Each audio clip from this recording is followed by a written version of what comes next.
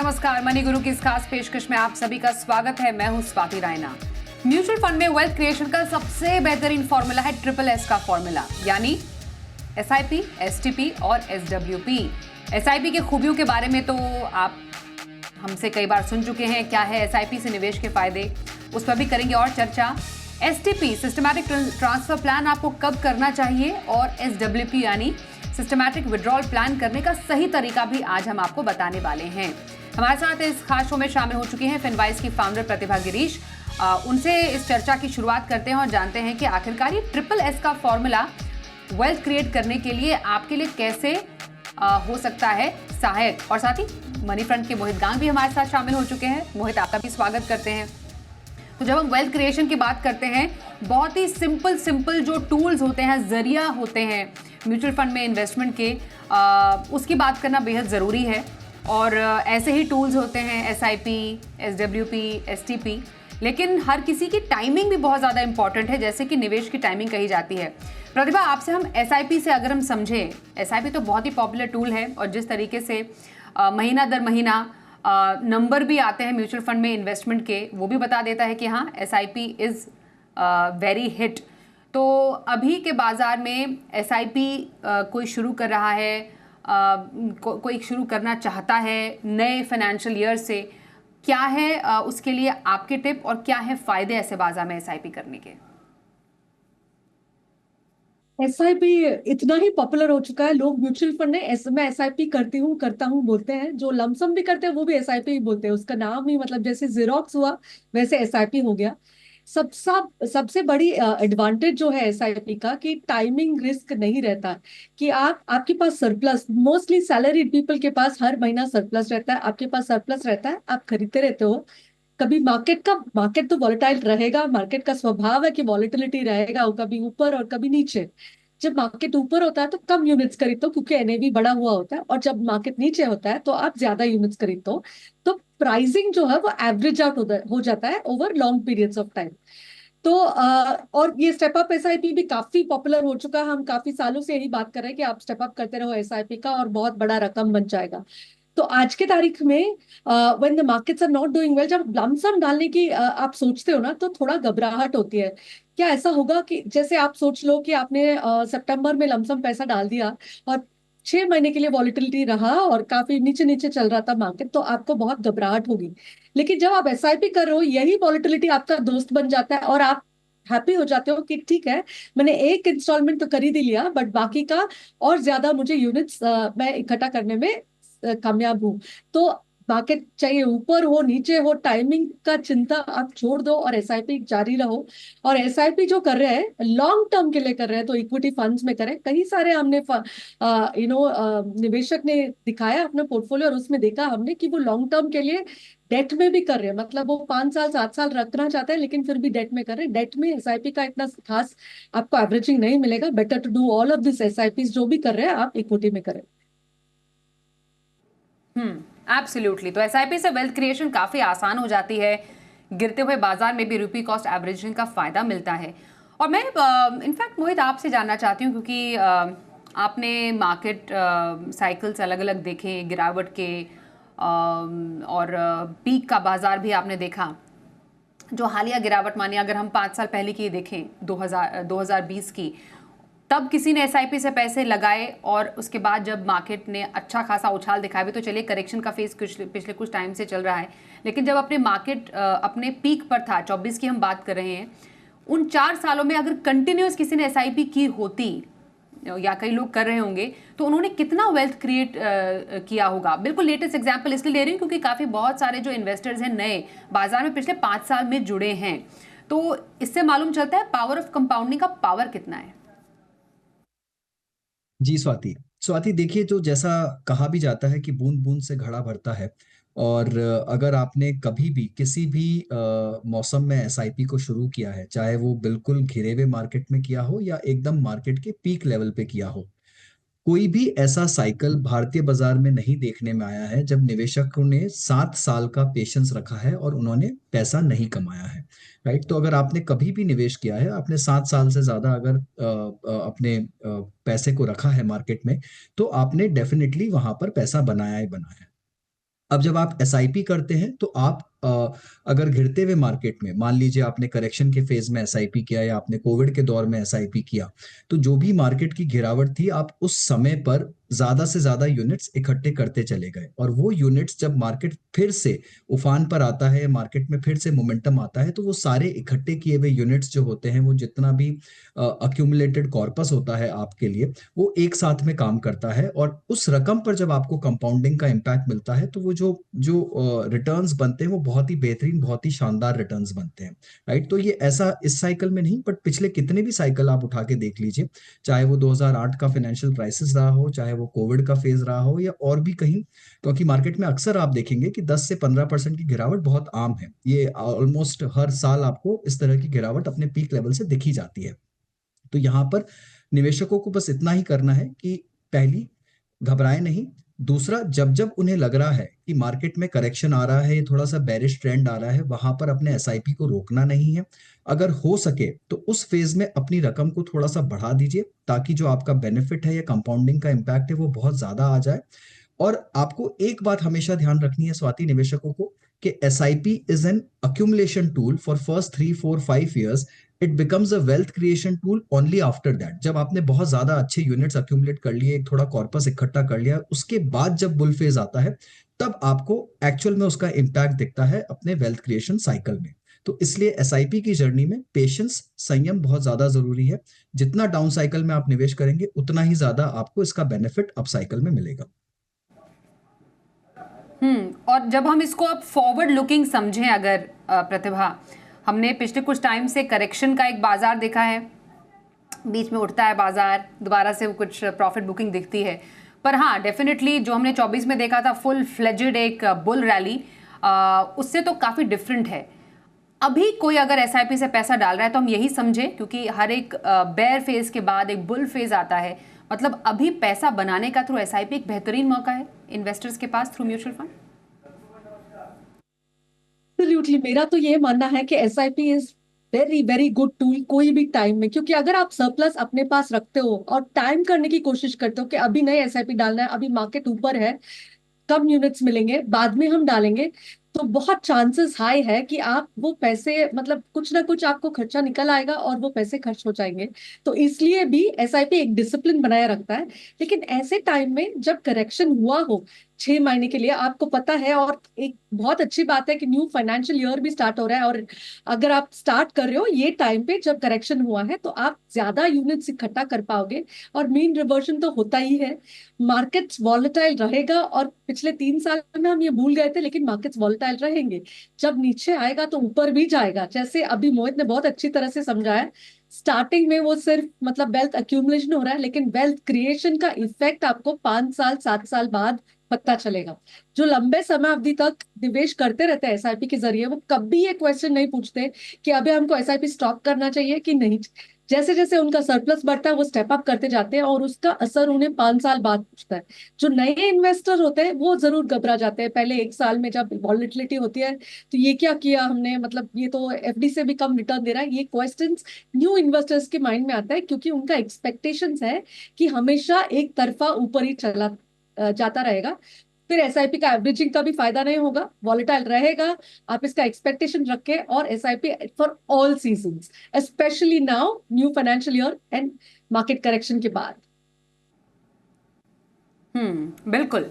तो SIP definitely मुनाफे की चाबी है, ये तो हम समझ चुके हैं। पावर ऑफ कंपाउंडिंग का कैसे फायदा मिलता है, गिरते बाजार में रुपी कॉस्ट एवरेजिंग कैसे मददगार साबित होता है वेल्थ क्रिएशन के लिए, ये हमने जाना मोहित और प्रतिभा से। लेकिन इस ट्रिपल एस फॉर्मूले के दूसरे एस पर अब आते हैं, जिसको हम कहते हैं सिस्टमैटिक ट्रांसफर प्लान।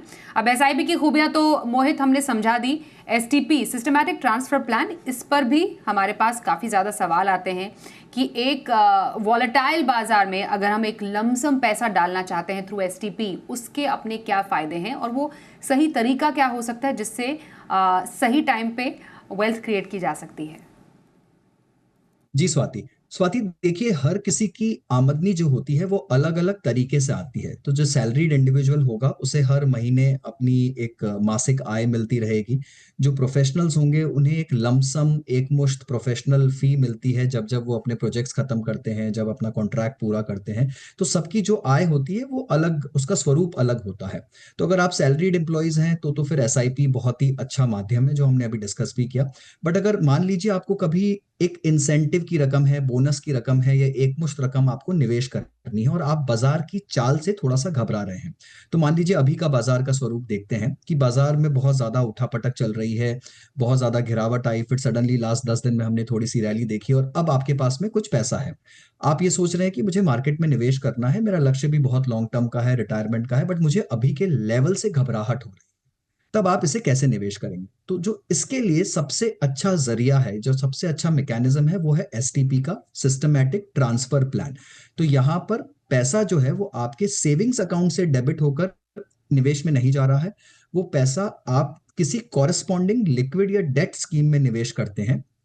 वहां से वो पैसा ऑटोमेटिकली हर महीने एक फिक्स्ड फ्रीक्वेंसी पर डेबिट होकर आपकी पसंदीदा इक्विटी स्कीम के अंदर में चला जाता है। तो ये जो ट्रांसफर हो रहा है, आपने पहले जो आपकी लमसम रकम थी उसे आपने पहले किसी money market, liquid fund, debt fund में डाल दिया, तो वहां पर वो रकम बिल्कुल सेफ हो जाती है। वहां से आपको एक फिक्स्ड रिटर्न आने लग जाता है। उससे आपने ट्रांसफर करना शुरू कर दिया मंथली फ्रीक्वेंसी पर इक्विटी प्लान में। बस ध्यान रखने की बात यह है कि जिस इक्विटी स्कीम में आपको निवेश करना है, आपको उसी फंड हाउस का डेट स्कीम का चुनाव करना होगा, ताकि वहां से रेगुलर बेसिस पर आपका निवेश जा सके। तो इससे आपको रुपी कॉस्ट एवरेजिंग का फायदा मिल जाता है। आप वोलेटिलिटी को राइड कर सकते हैं। आप 3 महीना, 6 महीना, 12 महीना, जो फ्रीक्वेंसी चाहे उतने की एसटीपी सेट कर सकते हैं। तो जैसे मुझे लगता है कि अगला 1 साल हो सकता है मार्केट में थोड़ा सा वोलेटाइल फेज रहे, तो मैं 1 साल की एसटीपी सेट करूंगा और अपनी रकम जो है वो धीरे धीरे कर कर मार्केट में निवेश कर दूंगा। इससे मुझे लॉन्ग टर्म में कंपाउंडिंग का बेनिफिट तो मिलेगा ही, बट शॉर्ट टर्म में मुझे वोलेटिलिटी को राइड करने का अवसर भी मिलेगा। प्रतिभा, इसमें इम्पॉर्टेंट एक बात यह है कि एसटीपी को क्या हम इक्विवेलेंट मानेंगे फॉर अ रिडेम्पशन? बिकॉज अगर हम एक फंड से दूसरे फंड में पैसा निकाल के डाल रहे हैं तो क्या उसके टैक्स इम्प्लीकेशंस भी हो सकते हैं? अगर हैं तो कैसे होते हैं? क्योंकि ये समझना बेहद ज़रूरी है। अगर मानिए अब इस टाइम पर जब लोगों के पास अराउंड मार्च के पास एक मुश्त पैसा काफ़ी आता है, अगर वो पैसा थ्रू एसटीपी डालना चाहें, अब उसमें वो एक फंड से निकालेंगे दूसरे फंड में डालेंगे तो उनका टैक्स देनदारी भी बन सकती है। तो क्या किन बातों का ध्यान रखें?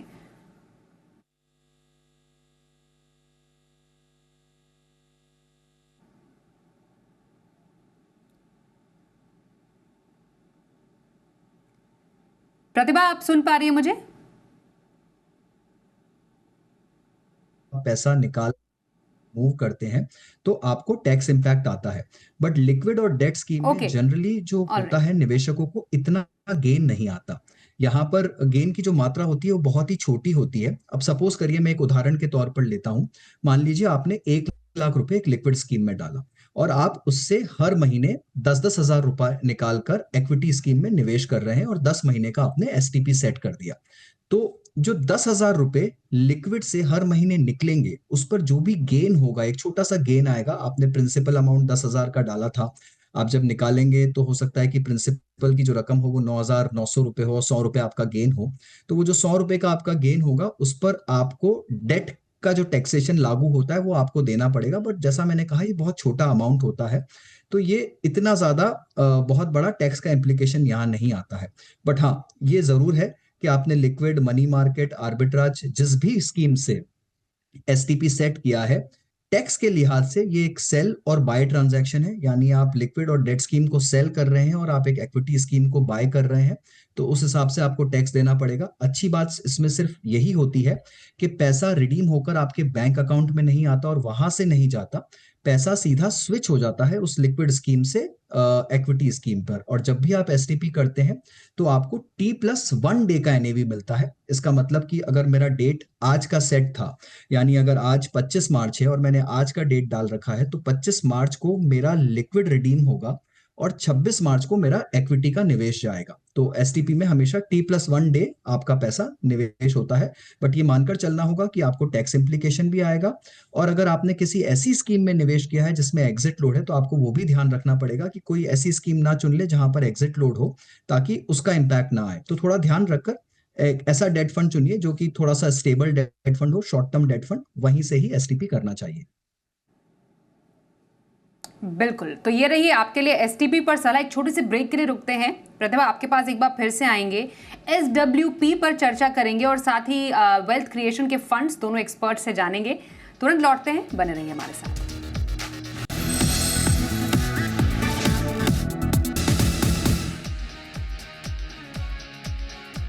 वेल्थ क्रिएशन का SSS formula, SIP, STP, SWP के फायदे हम आज बता रहे हैं दर्शकों को। हमारे साथ प्रतिभा गिरीश और मोहित गांग हैं। प्रतिभा, हमारे पास काफ़ी जो सीनियर सिटीजन्स या जो रिटायर होने वाले, उनका ये सवाल आता है कि हमारे लिए कौन सा टूल ऑफ इन्वेस्टमेंट ज़्यादा बेटर है। एसआईपी के फ़ायदे तो वो समझते ही हैं, क्योंकि एसटीपी पर चर्चा हो रही थी। रिटायरमेंट के नज़दीक जो लोग हैं उनके लिए लास्ट फेज ऑफ रिटायरमेंट 5 साल में क्या एसटीपी करना ज्यादा फायदेमंद होता है? अगर वो इन्वेस्टमेंट अभी भी 5 साल उनका एक्यूमुलेशन फेज में है, एसटीपी का सबसे बड़ा फायदा है कि बिहेवियरली आपने डाल दिया पैसा, लमसम एक मुश्त आपने इन्वेस्ट किया, और मान लीजिए हम जो आपका लक था वो अच्छा नहीं था और तुरंत वॉलेटिलिटी हुआ और मार्केट की गिरावट आए। जैसे मैंने एग्जांपल दिया, सितंबर में आपने एक मुश्त पैसा डाला और उसके बाद मार्केट में वॉलेटिलिटी आई और आपने बहुत एक्सपेक्टेशंस क्लियरली सेट किया है, 5-7 साल के लिए पैसे डाले हैं, आपको पता है वॉलेटिलिटी होगा, फिर भी ये बहुत ही मुश्किल एक दौर होता है कि अभी हमने पैसा डाला और नेक्स्ट मंथ से गिरावट शुरू हुई है और 6 महीने तक लगातार थोड़ा थोड़ा गिरावट होती रहती है। तो हर बार आप स्टेटमेंट देखते हो तो आप रिपेंट करते हो कि क्यों डाला हमने। तो ये बिहेवियर को रोकने में और बनाए रहने में मदद करने वाली चीज होती है एसटीपी।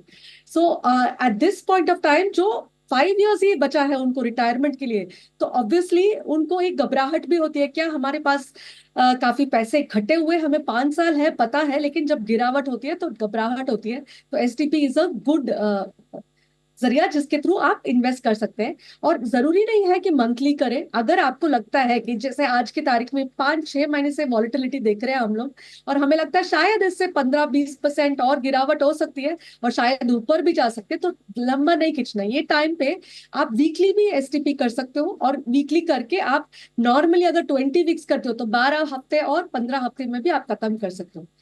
एक और चीज ध्यान रखना है आपको कि ये कोई गारंटी नहीं है कि आपने एसटीपी किया है तो आपका मतलब मार्केट वॉलेटिलिटी से बच जाएंगे। एसटीपी करने के बाद भी ऐसा हो सकता है कि हमने बहुत सोच समझ के एसटीपी की, 20 वीक्स की 25 वीक्स की और करने के खत्म होने के तुरंत बाद मार्केट की गिरावट आई, ये हो सकता है। लेकिन एटलीस्ट आपको ये सुकून रहेगा कि हमने पूरा ट्राई किया मार्केट टाइमिंग से बचने के लिए। But in most cases help होता है, जब वॉलेटिलिटी होता है तो आपको बने रहने में सुविधा होती है। ओके, तो एसटीपी के फायदे कब करें, कैसे करें, ये हमने समझा दोनों एक्सपर्ट से। अब जानते हैं SSS फॉर्मूला के आखिरी एस के बारे में, एसडब्ल्यूपी, सिस्टमैटिक विड्रॉल प्लान। मोहित, जरा ये बताइए कि जो सिस्टमैटिक विड्रॉल होता है वो आइडियली कौन से फंड से किया जाना चाहिए, जिससे कि मैक्सिमम जो एक हम कहते हैं ना कि रेगुलर इनकम की जो कमी पूरा करने की बात होती है वो किया जा सके। तो आइडियल फंड्स एसडब्ल्यूपी के लिए कौन से रहते हैं? जी स्वाति, देखिए आज से बहुत सालों पहले तक आप generally dividend pay out option ले लेते थे, तब कि डिविडेंड टैक्सेबल नहीं होता था इन्वेस्टर के हैंड्स पे। तो वो बहुत ही एक अच्छा ऑप्शन था कि रेगुलर आपको इनकम आती रहती थी म्यूचुअल फंड से। जब से डिविडेंड पूरी तरह से टैक्सेबल हो गया है, तब से वो ऑप्शन एकदम बेकार सा हो गया है और उसकी ज्यादा यूटिलिटी नहीं रह गई है। तो इसलिए अब सबसे अच्छा ऑप्शन है रेगुलर मंथली इनकम। अगर आपको निकालनी है या रेगुलर विड्रॉल्स करने हैं तो एसडब्ल्यूपी यानी सिस्टमैटिक विड्रॉल प्लान ही बेस्ट ऑप्शन है। अब इसे कहाँ से करें, जैसा कि आपका सवाल है। देखिए, अगर आप इससे अपने रिटायरमेंट की लाइफ जीना चाहते हैं, आपको एक मंथली आय चाहिए, तो आपको थोड़े से स्टेबल फंड चाहिए जहां से कि आप एसडब्ल्यूपी सेट करेंगे। या तो आप प्योर डेट फंड लीजिए, या फिर आप balance advantage fund, hybrid fund या मल्टी एसेट फंड, इस तरह की जो थोड़ी सी सेफ कैटेगरी होती है, या इक्विटी सेविंग्स कैटेगरी, इस तरह की कैटेगरी का चुनाव करिए, ताकि इसके अंदर में ज्यादा ऊंच नीच ना आए आपकी वैल्यू में, ज्यादा उठापटक ना हो, बहुत ज्यादा वोलेटिलिटी ना हो, तो आपकी कैपिटल को कहीं रिस्क ना आए, और आपको जो एक रेगुलर विड्रॉल, रेगुलर इनकम की आवश्यकता होती है एक फेज में, तो उसकी जो भरपाई है वो बिल्कुल सुनिश्चित तरीके से होती रहे। तो इसलिए ये जो कुछ कैटेगरीज हैं एसडब्ल्यूपी के लिए, ये सारी कैटेगरीज बेस्ट रहती है। हालांकि इसका कहने का मतलब ये नहीं है कि अगर आप चाहें तो इक्विटी से नहीं सेट कर सकते या लिक्विड से नहीं सेट कर सकते। आपके गोल्स पर, आपके रिक्वायरमेंट्स पर और आपके कैपिटल पर डिपेंड करेगा, और आपकी रिस्क टेकिंग एबिलिटी पे डिपेंड करेगा फाइनली कि आप कहाँ से एसडब्ल्यूपी सेट करते हैं। But for a retired person, generally speaking, एक बैलेंस कैटेगरी या थोड़ी सेफर कैटेगरी से एसडब्ल्यूपी करना ज्यादा बेहतर रहता है। प्रतिभा, आइडिया तो बड़ा अच्छा है कि आपने एक पैसा जो है अपना वो फंड में डाल दिया और वहां से हर महीना आपको एक रेगुलर इनकम मिलेगी, एक आय का एक सोर्स रह सकता है, एक तरीके से काम करता है एसडब्ल्यूपी। लेकिन आप कितना पैसा निकाल सकते हैं, कितना पैसा आइडियली आपको विड्रॉ करना चाहिए रेगुलर इंटरवल में, ये सबसे बड़ा सवाल होता है। ऐसा ना हो कि आप इतना सारा पैसा निकाल दें कि कुआं ही खाली हो जाए। तो एसडब्ल्यूपी से रेगुलर विड्रॉल लगभग कितना परसेंटेज का आपको आइडियल लगता है? देखिए स्वाति, इसमें नॉर्मली 4% विड्रॉल रूल होता है। ओके। जनरली हम ये बोलते हैं कि जो भी आपका रिटायरमेंट कॉर्पस है, उस कॉर्पस से अगर आप 4% तक का फंड्स विड्रॉ करते हैं एनुअली, ओके मोहित, मैं आपके पास आ रही हूँ। Pratibha this is okay. Pratibha, sorry, this question is for you. या so 4% is a very popular rule. ये ऐसा है कि हमारा जो है इन्फ्लेशन वो मान लीजिए 6 या 7% है। 6-7% से आपको हर महीना, जैसे आप स्टेप अप एसआईपी करते हो, एसडब्ल्यूपी भी तो स्टेप अप करना पड़ेगा ना, क्योंकि हर महीना आपका एक्सपेंसेस, हर महीना नहीं हर साल आपका एक्सपेंसेस बढ़ने वाला है इन्फ्लेशन से। आप उतना मतलब अगर आपने 4 लाख निकाला तो 7% एक्स्ट्रा निकालोगे नेक्स्ट ईयर। तो अगर आप पूरा जितना भी ग्रोथ होता है उतना आप विड्रॉ कर लोगे तो ज्यादा साल के लिए नहीं बचेगा आपका टोटल कॉर्पस।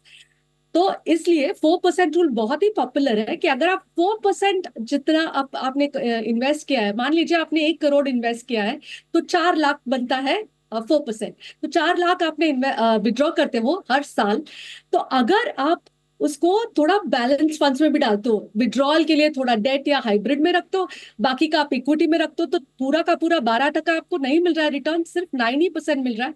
फिर भी 30 to 33 ईयर्स तक हर साल आप इन्फ्लेशन एडजस्टेड वो 4 लाख को इन्फ्लेशन एडजस्ट करके आप निकालते रह सकते हो। It's a very beautiful tool.